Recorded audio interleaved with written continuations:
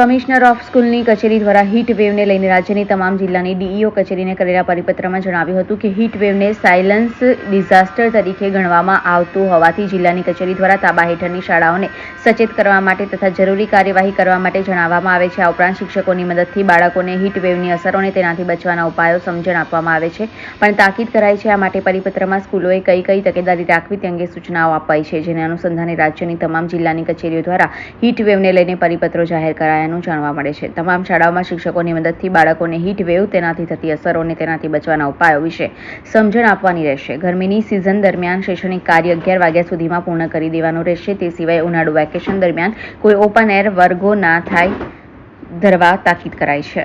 જે અત્યારે ગરમીની અસરો વર્તાઈ રહી છે તેને લઈને રાજ્ય સરકારની જે બેઠક મળેલી સેક્રેટરી કક્ષાની, તેમાં તમામ વિભાગોને વિભિન્ન પ્રકારની સૂચનાઓ આપવામાં આવી છે. હીટવેવ અંતર્ગત કે અનુસંધાને શિક્ષણ વિભાગમાં જે સૂચનાઓ લાગુ પડે છે તેને લઈને કમિશનર કચેરી દ્વારા અત્રેની કચેરીને પરિપત્ર મોકલી આપવામાં આવ્યો છે, જેમાં દર્શાવ્યા મુજબ શાળાઓનો સમય સવારે 6 થી 11 રાખવાનું સૂચન છે તથા સાથે સાથે બાળકોને ગરમીથી બચવા માટે એમને અવગત કરવા અથવા એમને એ બાબતે જ્ઞાન આપવું એ બાબતનો જે ખાનગી ક્લાસીસો છે એ વ્યક્તિગત વિષયો છે, એમાં એટેન્ડન્સનું કે એનું કોઈ મહત્વ ક્યાં કે તે નથી, એ વાલીની સંમતિથી એમાં વ્યક્તિગત વિષયો છે. શાળા વેકેશન દરમિયાન રજા જ હોય છે, ત્યારે વેકેશન દરમિયાન શાળા ચાલુ નથી રાખી શકાતી. એવા કોઈ કિસ્સા ધ્યાને આવશે તો કચેરી દ્વારા યથાયોગ્ય કાર્યવાહી કરવામાં આવશે.